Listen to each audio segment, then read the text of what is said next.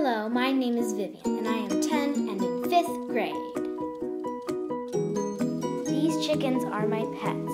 I keep them happy and healthy. They give us fresh eggs every day. Every morning I come out to feed them these lettuce scraps. They thoroughly enjoy them. You can see. Friends love them too. This is Jewel, and I've had her for 6 years, and I love her so much.